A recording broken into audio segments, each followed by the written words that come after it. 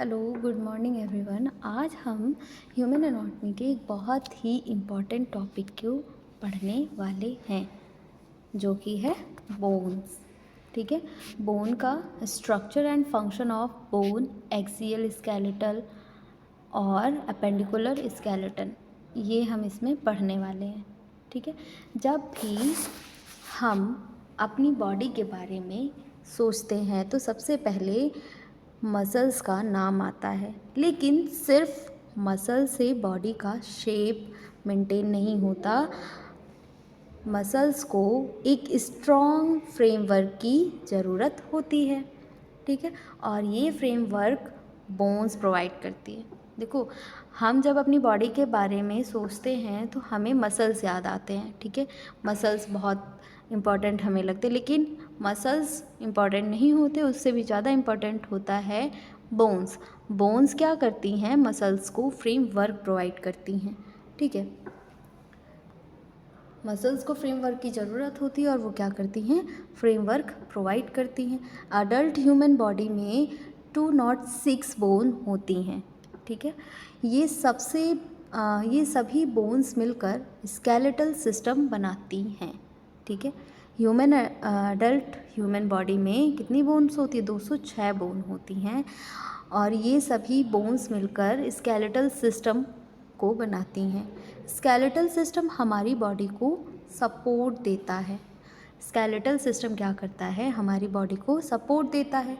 Internal organs को protect करता है। क्या करता है? इंटरनल ऑर्गन्स को प्रोटेक्ट करता है। मूवमेंट में हेल्प करता है, मिनरल्स स्टोर करता है और ब्लड सेल्स बनाने का काम भी करता है। क्या करता है स्केलेटल सिस्टम? स्केलेटल सिस्टम पूरी बॉडी को पहले तो सपोर्ट देता है, फिर इंटरनल जो ऑर्गन्स हैं, जैसे हार्ट हो गया, किडनी हो गई, लीवर हो गया, इन सबको क्या करता है? प्रोटेक्ट भी करता है और मूवमेंट में भी हेल्प करता है, मिनरल्स स्टोर करके रखता है और ब्लड सेल्स बनाने का काम भी बोन ही करता है। ठीक है, तो आज की क्लास में हम यही पढ़ने वाले हैं कि बोन के structures, functional, axial, appendicular, skeletal system को ही आज हम इसमें स्टडी करेंगे। ठीक है,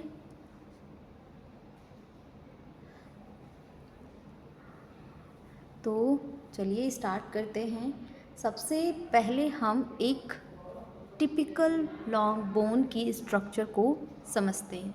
ठीक है, एक टिपिकल लॉन्ग बोन को समझा जाए ताकि हमें इस पे समझ में आए कैसे होता है। इसमें बोन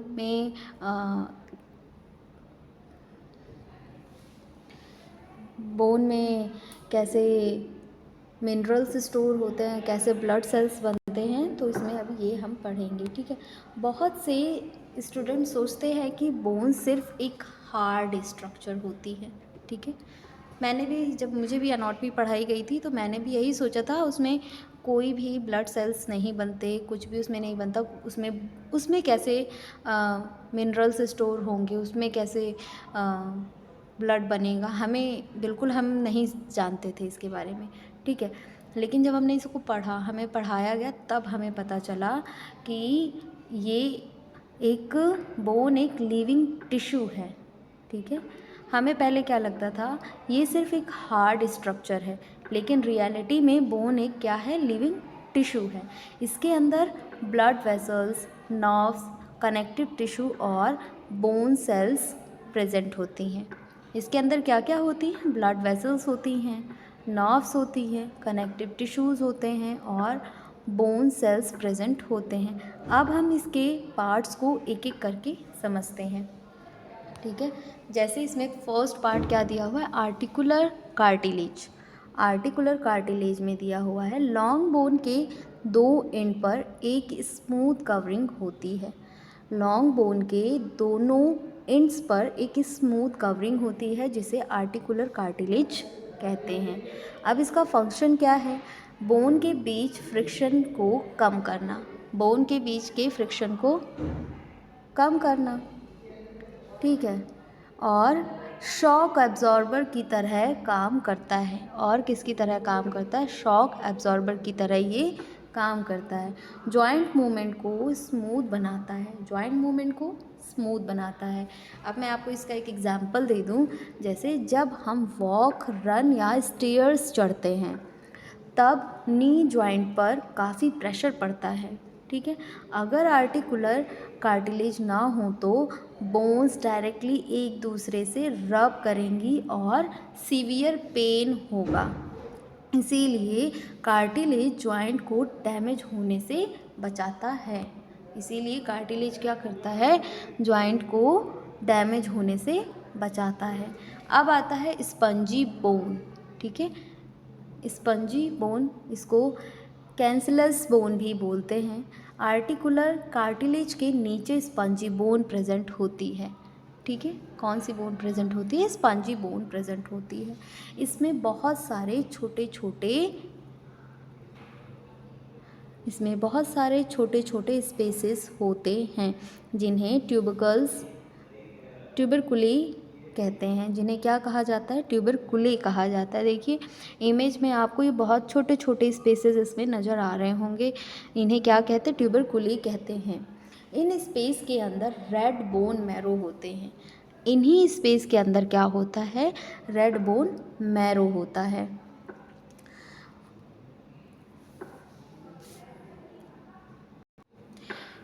इन्हीं स्पेस के अंदर रेड बोन मैरो होता है और इसका फंक्शन क्या है, ब्लड सेल बनाता है।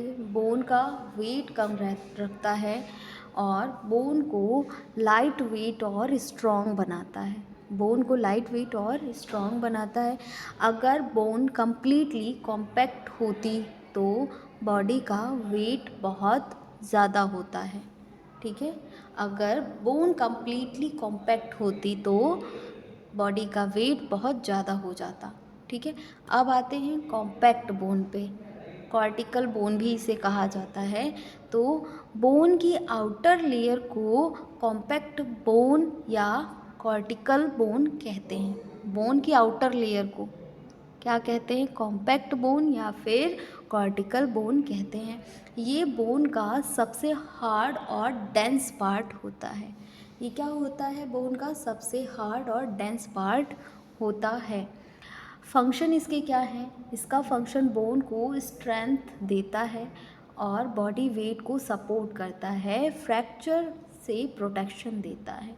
इसी लेयर की वजह से हम खड़े रह पाते हैं और हैवी वेट उठा पाते हैं। नेक्स्ट है मेडुलरी कैविटी। लॉन्ग बोन के शाफ्ट के अंदर सेंटर में एक हॉलो स्पेस होता है जिसे मेडुलरी कैविटी कहते हैं। जैसा कि आप इमेज में देख पा रहे होंगे, क्या है, लॉन्ग बोन के शाफ्ट के सेंटर में एक हॉलो स्पेस होता है, जो स्पेस आपको नज़र आ रहा है, ठीक है। इसे क्या कहते हैं, मेडुलरी कैविटी कहते हैं, ठीक है। इस कैविटी के अंदर येलो बोन मैरो होता है। इस कैविटी के अंदर क्या होता है, येलो बोन मैरो प्रेजेंट होता है, ठीक है। इसका फंक्शन क्या है, yellow bone marrow fat store करता है। येलो बोन मैरो क्या करता है, फैट को स्टोर करता है। ये फैट इमरजेंसी सिचुएशन या स्टारवेशन के टाइम बॉडी को एनर्जी प्रोवाइड करता है। ये फैट इमरजेंसी सिचुएशन में स्टारवेशन के टाइम क्या करता है, बॉडी को एनर्जी प्रोवाइड करता है। नेक्स्ट है प्रीऑस्टियम। प्रीऑस्टियम क्या है, बोन की आउटर सरफेस एक स्ट्रॉन्ग फाइब्रस मेम्ब्रेन से कवर होती है जिसे पेरिओस्टियम कहते हैं। बोन की आउटर सरफेस एक स्ट्रॉन्ग फाइब्रस मेम्ब्रेन से कवर होती है जिसे क्या कहा जाता है, पेरिओस्टियम कहते हैं। ये मेम्ब्रेन ब्लड वेसल्स और नर्व से रीच होती हैं।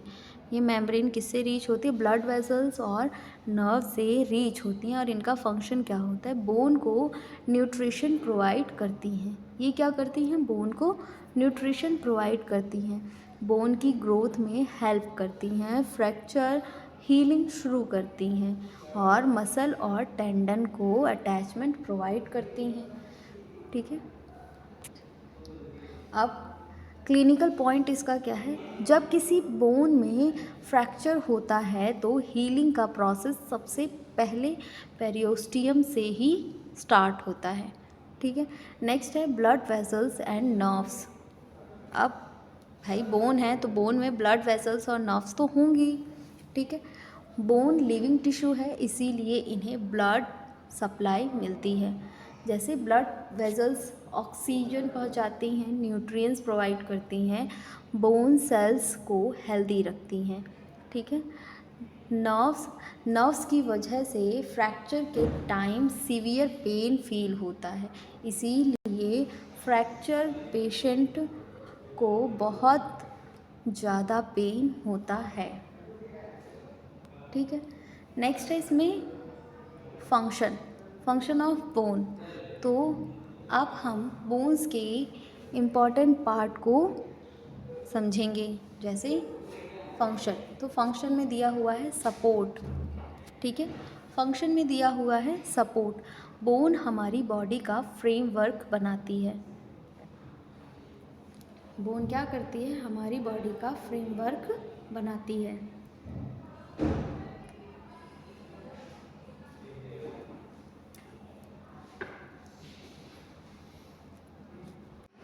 बोन हमारी बॉडी का फ्रेमवर्क बनाती है। अगर बोन ना होती तो बॉडी बिल्कुल सॉफ्ट टिश्यू की तरह कोलैप्स हो जाती। जैसे हैंगर के बिना शर्ट पहनना शेप मेंटेन नहीं कर सकती, ठीक है। हैंगर के बिना शर्ट अपना शेप मेंटेन नहीं कर सकती, वैसे ही बोन के बिना बॉडी अपना शेप मेंटेन नहीं कर सकता। अगर बोन्स नहीं होंगी तो हमारे फिंगर्स का कोई शेप नहीं होगा, हमारे फेस का कोई शेप नहीं होगा, हमारे लेग का कोई शेप नहीं होगा, हमारी ओवरऑल पूरी बॉडी का कोई भी शेप नहीं होगा, ठीक। नेक्स्ट है प्रोटेक्शन में दिया हुआ है बोन्स बॉडी के डेलिकेट ऑर्गन्स को प्रोटेक्ट करती है। बोन्स क्या करती है, बॉडी के डेलिकेट ऑर्गन्स को प्रोटेक्ट करती है। जैसे स्कल किसको प्रोटेक्ट कर रहा है, ब्रेन को प्रोटेक्ट करता है। वर्टिब्रल कॉलम किसको प्रोटेक्ट करता है, स्पाइनल कॉर्ड को प्रोटेक्ट करता है। रिब केज हार्ट और लंग्स को प्रोटेक्ट करते हैं। पेल्विस यूरिनरी और रिप्रोडक्टिव ऑर्गन को प्रोटेक्ट करता है, इसीलिए स्केलेटन को बॉडी का प्रोटेक्टिव फ्रेमवर्क भी कहा जाता है। इसीलिए क्या कहा जाता है, स्केलेटन को बॉडी का प्रोटेक्टिव फ्रेमवर्क भी कहा जाता है। नेक्स्ट आता है अपना मूवमेंट में क्या होता है, बोन्स मूवमेंट प्रोड्यूस करते हैं, मसल्स की हेल्प करती हैं, ठीक है। मसल्स क्या करती हैं, मसल भी हेल्प करती हैं। बोन्स लीवर्स की तरह काम करती हैं। मसल्स कॉन्ट्रैक्ट करके बोन को पुल करती हैं और मूवमेंट होता है। एग्जाम्पल, जब बाइसेप मसल कॉन्ट्रैक्ट करती है तो फोर आर्म बेंड होता है। अगर बोन्स ना होती तो मसल मूवमेंट प्रोड्यूस ही नहीं कर पाती। अगर बोन्स ना होती तो मसल मूवमेंट प्रोड्यूस ही नहीं कर पाती। नेक्स्ट है मिनरल स्टोरेज में बोन्स बॉडी का मिनरल बैंक होती है, ठीक है। बोन्स बॉडी का मिनरल बैंक होती है, ये मिनरल्स स्टोर करती है। जैसे कैल्शियम, फॉस्फोरस, मैग्नीशियम। जब बॉडी को कैल्शियम की ज़रूरत होती है तो बोन्स ब्लड स्ट्रीम में कैल्शियम रिलीज़ करती है। जब बोन को किसकी नीड होती है, कैल्शियम की नीड होती है, तो बोन्स ब्लड स्ट्रीम के थ्रू कैल्शियम रिलीज़ करती है। इस प्रोसेस से ब्लड कैल्शियम लेवल मेंटेन रहता है। नेक्स्ट आता है अपना blood cell formation. Red bone marrow के अंदर ब्लड सेल बनते हैं, ठीक है। रेड बोन मैरो के अंदर क्या बनते हैं, ब्लड सेल्स बनते हैं। इस प्रोसेस को हीमोपोइसिस कहते हैं। इस प्रोसेस को क्या कहते हैं, हीमोपोइसिस कहते हैं। यहाँ से बनते हैं, हीमोपोइसिस से बनते हैं रेड ब्लड सेल, आरबीसीज, डब्ल्यूबीसीज और प्लेटलेट्स। इम्पॉर्टेंस इसका क्या है, आरबीसीज और ऑक्सीजन ट्रांसपोर्ट करती हैं, डब्ल्यूबीसीज इन्फेक्शन से बॉडी को प्रिवेंट करती हैं। और प्लेटलेट्स क्या करती हैं, ब्लड क्लॉटिंग में हेल्प करती हैं। अब आता है fat storage. Yellow bone marrow triglyceride या फैट स्टोर करती हैं। येलो बोन मैरो क्या करती हैं, ट्राइग्लिसराइड या फैट को स्टोर करती हैं। ये स्टोर्ड फैट इमरजेंसी या स्टारवेशन के टाइम बॉडी को एनर्जी प्रोवाइड करता है। नेक्स्ट है endocrine endocrine function. Endocrine function इसका क्या है, ये yellow bone marrow triglyceride endocrine function इसका है, एक मिनट क्लास।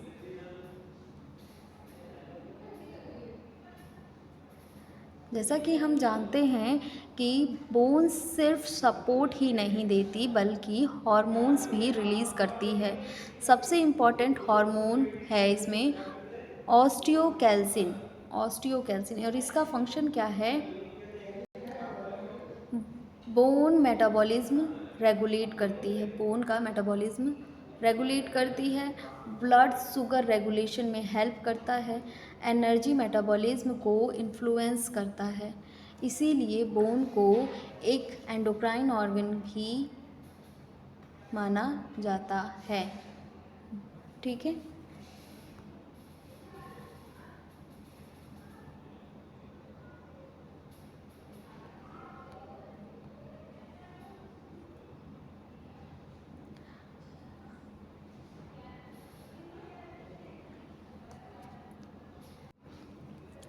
अब सवाल आता है कि ह्यूमन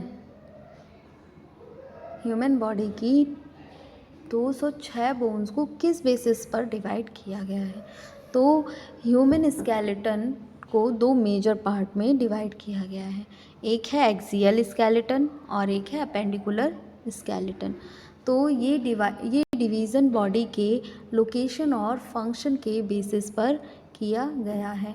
एक्सियल स्केलेटन बॉडी का सेंट्रल एक्सिस बनाता है और सपोर्ट और प्रोटेक्शन प्रोवाइड करता है।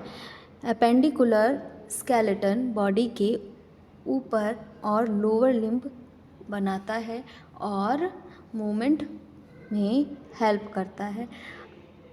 ठीक है, अब इन दोनों को हम एक एक करके डिटेल में पढ़ेंगे। पहला है हमारा एक्सियल स्केलेटन। एक्सियल स्केलेटन है, सबसे पहले बात करेंगे एक्सियल स्केलेटन की। तो एक्सियल स्केलेटन बॉडी का सेंट्रल फ्रेमवर्क होता है। क्या होता है, सेंट्रल फ्रेमवर्क होता है। ये बॉडी को सपोर्ट देता है और सबसे इम्पॉर्टेंट ऑर्गन को प्रोटेक्ट करता है। एक्सियल स्केलेटन में 80 बोन्स होते हैं। एक्सियल स्केलेटल बोन में कितने होते हैं, 80 बोन्स होते हैं। इसके 3 मेजर पार्ट्स हैं, स्कल, वर्टिब्रल कॉलम और थोरेसिक केज। ठीक है, स्कल पहला क्या है, स्कल। तो स्कल हेड का बोनी फ्रेमवर्क होता है। स्कल क्या होता है, हेड का बोनी फ्रेमवर्क होता है। एडल्ट स्कल में 22 बोन्स होती हैं। ये दो ग्रुप्स में डिवाइड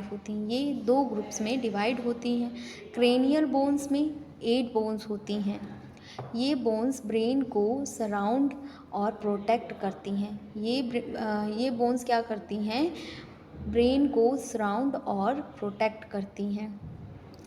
इनका मेन फंक्शन ब्रेन को इंजरी से बचाना होता है। फेशियल बोन में 14 बोन्स होती हैं। ये फेस का शेप बनाती हैं। इनसे आइज़, नोज़ और माउथ की स्ट्रक्चर बनती है। नेक्स्ट है फंक्शन ऑफ स्कल। इसमें क्या होता है, ब्रेन को प्रोटेक्ट करता है, फेस को शेप देता है, सेंस ऑर्गन को सपोर्ट देता है, चूइंग और स्पीकिंग में हेल्प करता है। ठीक है, तो ये हमारा स्कल बोन है। हम स्कल बोन में कौन कौन सी बोन आती हैं ये भी पढ़ेंगे। ठीक है, और वर्टिब्रल कॉलम में, रिब केज में कितनी बोन्स होती हैं, इन सबको हम पढ़ेंगे।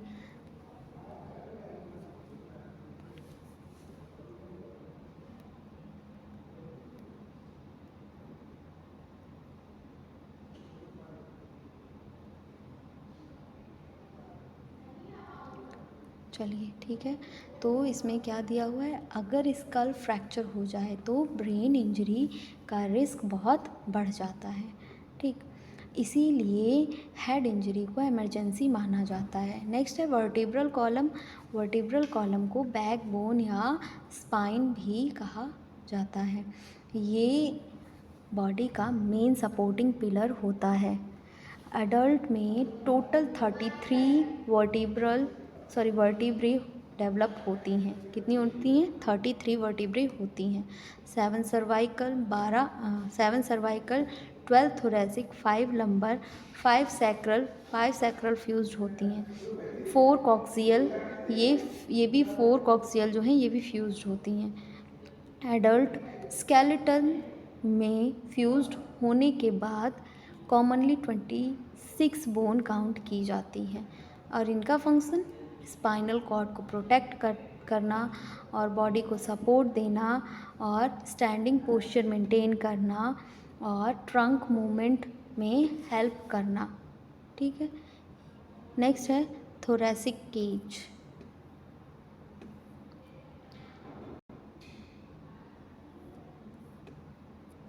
नेक्स्ट आता है आपका थोरेसिक केज, जिसे रिब केज भी कहते हैं।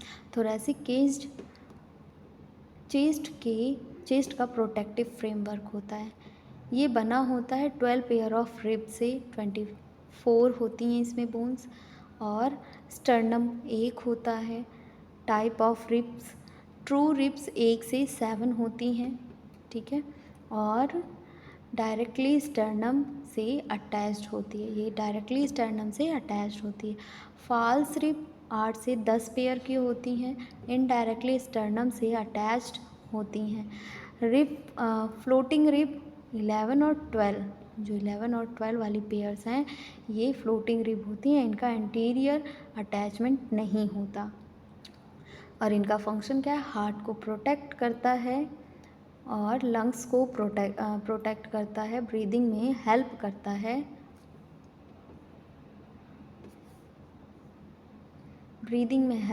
है, और हाँ, ब्रीदिंग में हेल्प करता है।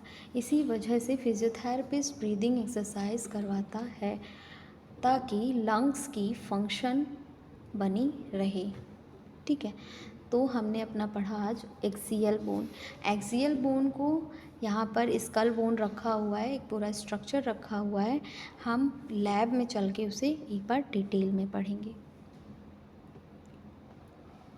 अगर पॉसिबल हुआ तो। ठीक है, मैं आपको एक एक बोन इसमें अच्छे से बता दूँगी या फिर इमेज के थ्रू ही मैं आप लोगों को अच्छे से डिटेल में समझा दूँगी। ठीक है, तो हम नेक्स्ट क्लास में अपने अपेंडिकुलर स्केलेटल सिस्टम को स्टडी करेंगे। ठीक है,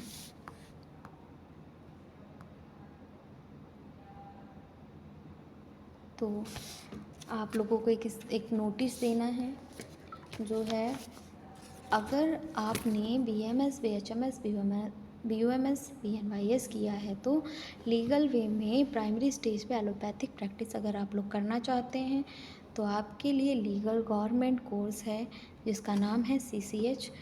अगर आप लोग करना चाहते हैं तो हमारे दिए गए नंबर पर कॉल कर सकते हैं। इसकी कंप्लीट फ़ीस 25,000 है। ठीक है, और एक और कोर्स है, अगर आप अपना मेडिकल स्टोर चला रहे हैं और उसे फार्मा क्लिनिक में चेंज करना चाहते हैं तो आपके लिए बेस्ट है टेलीमेडिसिन कोर्स। टेलीमेडिसिन कोर्स, इसमें आपको बताया जाएगा कैसे आप अपना मेडिकल स्टोर को कॉरपोरेट मेडिकल स्टोर से बेहतर कर सकते हैं और एक हेल्थ केयर का इकोसिस्टम डेवलपमेंट कर सकते हैं। इसमें आप डॉक्टर से ऑडियो वीडियो कॉल पे कनेक्ट हो सकते हैं और इसकी भी कंप्लीट फ़ीस है 25,000। अगर आप लोग क्लास इंटरेस्टेड हैं, ठीक है, आप में से कोई भी बच्चा इंटरेस्टेड है तो वीडियो पे दिए गए नंबर पे आप लोग कॉल करके इंक्वायरी कर सकते हैं। आप अपनी क्वेरीज़ को पूछ सकते हैं कि कैसा कॉलेज होगा, क्या पढ़ाई होगी, क्या सब्जेक्ट होगा, ये सब आप लोग पूछ सकते हैं। ठीक है, फ़िलहाल आज हम अपनी क्लास यहीं पर एंड करते हैं। Thank you class.